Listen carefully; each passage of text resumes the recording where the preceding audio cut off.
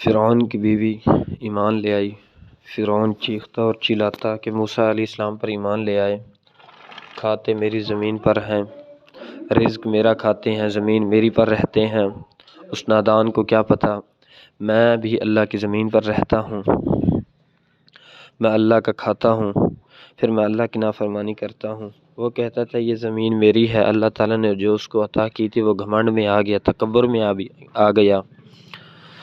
نحمدہ و نصلی علی رسولہ الکریم، اما بعد فاعوذ باللہ من الشیطان الرجیم، بسم اللہ الرحمن الرحیم۔ سامعین اکرام، آج کا بیان ہے فرعون کے گھر بھی، فرعون کی بیوی بھی ایمان لے آئی موسیٰ علیہ السلام پر۔ تو فرعون تو سمجھتا تھا میں ان کی عقلوں پر میں خدا ہوں، عقلوں کا خدا اللہ تعالیٰ، اور زبان پر جو ہے وہ مجھے خدا مانتے ہیں۔ سامعین اکرام، فرعون کو جب پتہ چلا کہ سب ایمان لے آ رہے ہیں، اس کی پولیس بے بس ہو گئی، سب اللہ کی عبادت کرنے لگ گئے، فرعون سے نہیں ڈرتے تھے، اللہ تعالیٰ سے ڈرنے لگ گئے۔ فرعون کی پولیس بھی بے بس ہو گئی۔ فرعون اٹھتا بیٹھتا چیختا چلاتا کہ یہ کیا ہو گیا۔ اب موسیٰ علیہ السلام پر ایمان لے آئے، وہ ہٹنے کے لیے تیار بھی نہ ہوئے کہ واپس وہ پلٹیں، اللہ تعالیٰ کی طرف چلے گئے تھے۔ ان پر ظلم آ رہا تھا، جب آ رہا تھا نئے ایمان تھا قوم کا، تو قوم موسیٰ علیہ السلام کو کہنے لگی یہ کیسے، آپ سے پہلے بھی ہم پر ظلم ہو رہا تھا تو آج بھی ہم پر ظلم ہو رہا ہے، اس سے زیادہ، یہ کیا ہوگا۔ موسیٰ علیہ السلام نہ گھبرائے، ان کو پھر نصیحت کی، یہ اللہ تعالیٰ اس سے ہمیں نجات دے گا، اللہ تعالیٰ یہ کی آزمائش ہے، ہم نے ساری زندگی ادھر نہیں رہنا، یہ ہمیشہ کی زندگی نہیں ہے، ہمیشہ کی زندگی میں اللہ تعالیٰ ہمیں گھر میں جگہ دے گا، انشاءاللہ جنت میں گھر دے گا۔ فرعون باہر وہ کر رہا ہے، اللہ تعالیٰ نے اس کے گھر میں ایمان کی روشنی بھیج دی، اس کی بیوی ایمان لے آئی۔ بیوی کی خاوند کی فرما برداری کرنا فرض ہے، لیکن اللہ کی نافرمانی اور مخلوق کی اطاعت کرنا نہیں۔ جب اللہ کی نافرمانی آ جائے تو کرنے پر مجبور ہو جائے خاوند، تو بیوی کو نہیں کرنی چاہیے۔ اور بیٹے کو چاہیے کہ والدین کے ساتھ حسن و سلوک کرے، والدین کے ساتھ اچھا برتاؤ کرے، والدین کی ہر بات مانے۔ اگر بھائی کافر ہے تو بھائی کے ساتھ حسن و سلوک نہ کرے، بہن کافر ہے تو حسن و سلوک نہ کرے۔ اللہ تعالیٰ نے قرآن میں فرمایا اگر والدین کافر ہیں پھر بھی ان کے ساتھ حسن و سلوک کریں۔ اللہ تعالیٰ نے فرمایا اگر وہ آپ کو مجبور کر رہے ہیں شرک پر، اب ہرگز شرک نہ کریں، ان کی بات اس بات پر نہ مانیں۔ جس طرح حضرت ابراہیم علیہ السلام اپنے والدین کے ساتھ حسن و سلوک کر رہے ہیں، والد آگ میں ڈال رہی ہیں پھر بھی اف تک نہیں کہہ رہے، والدین نے گھر سے نکال دیا پھر بھی اف تک نہیں کہہ رہے۔ جب انہوں نے کہا جس کی عبادت ہمارے آباء و اجداد کرتے تھے آپ بھی ان کی عبادت کریں، ہرگز حضرت ابراہیم علیہ السلام اس پر امیدہ نہ ہوئے، اس پر تیار نہ ہوئے۔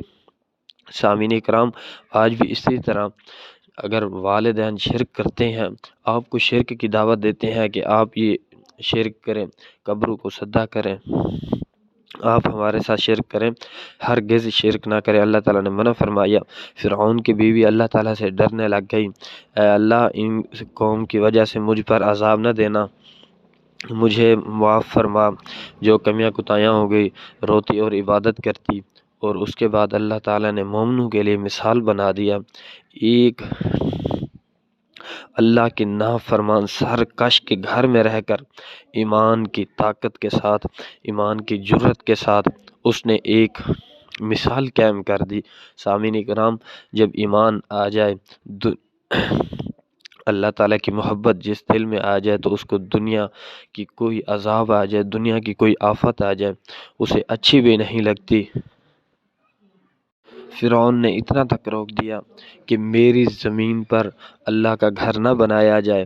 وہ پاگل، اللہ تعالیٰ کی زمین ہے، اللہ تعالیٰ نے آپ کو عطا کی ہے، اللہ تعالیٰ کا اس زمین پر گھر نہ بنے جس کی زمین ہے۔ پھر موسیٰ علیہ السلام کو اللہ تعالیٰ نے حکم دے دیا اگر مسجدیں زمین پر نہیں بنانے دیتا یہ سرکش، اپنی قوم کو نصیحت کریں، اپنے گھروں کو قبیلہ بنا دیں، اپنے گھروں کو قبیلہ بنا کے اپنے گھروں میں عبادت کریں۔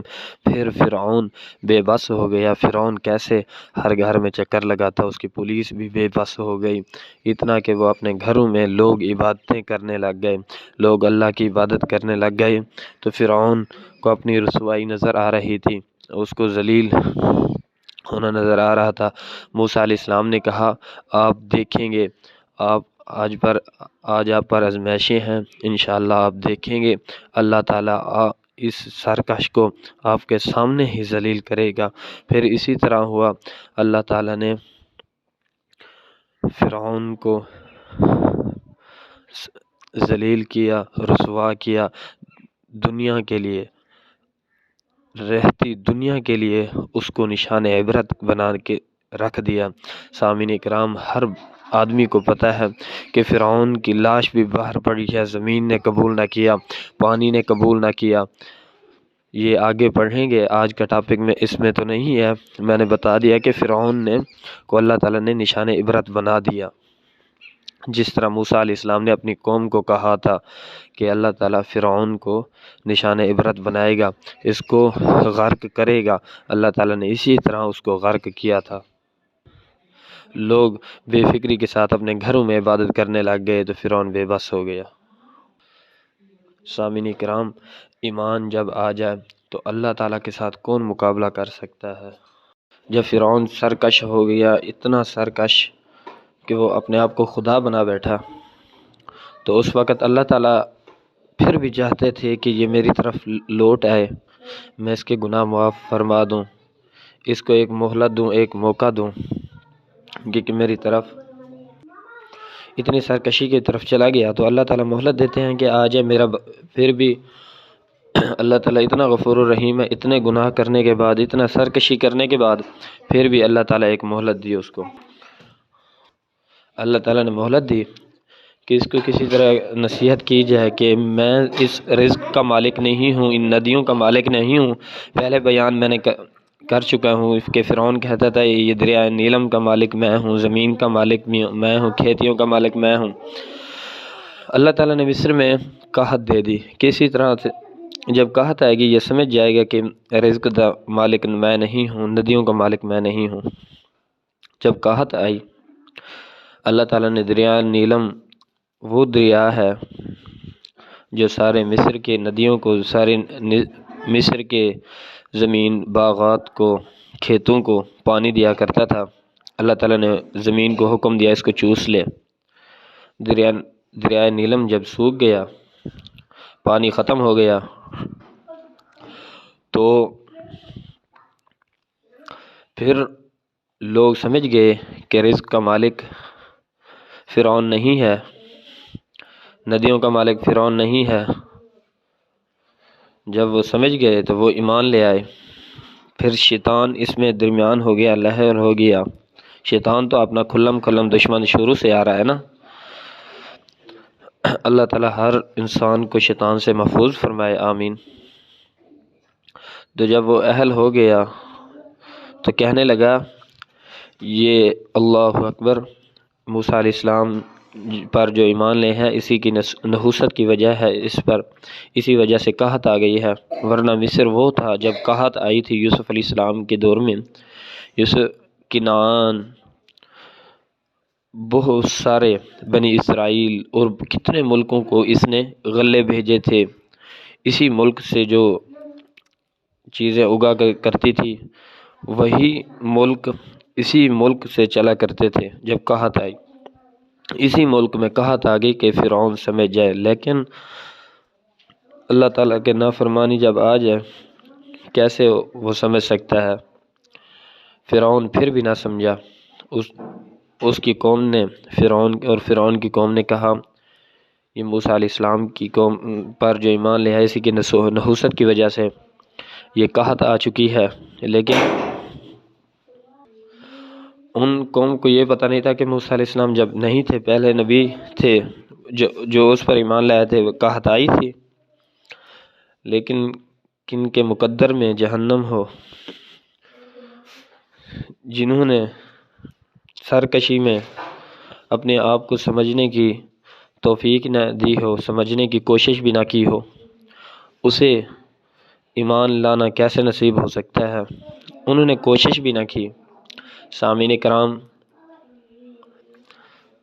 ہمارے پاس اور تو ٹائم مل جاتے ہیں، دیکھتے ہیں کہ دنیا داری والے جو ویلوگ ہوتے ہیں ان پر ملین کے ملین ویو آئے ہوتے ہیں، لوگ اس کو دیکھتے ہیں شوق کے ساتھ، 8 منٹ میں 10 منٹ میں 100 کے 200 کے ویو آ جاتے ہیں، لیکن افسوس ہماری امت محمدیہ جو بیان آتے ہیں اس پر 100-150 ویو کی مسئلہ نہیں ہے، لیکن سنتے اتنے لوگ ہیں، شیئر نہیں کرتے، دوستوں کو کریں۔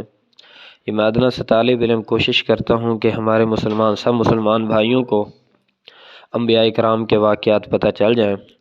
اس کے بعد انشاءاللہ جنگیں کتنی ہوئی ہیں ان کے بارے میں بیان کریں گے۔ دعا کرتا ہوں جو کچھ میں نے بیان کیا، اللہ تعالی ہمیں اس گناہوں سے بچنے کی توفیق عطا فرمائے۔ وآخر دعوانا الحمدللہ رب العالمین۔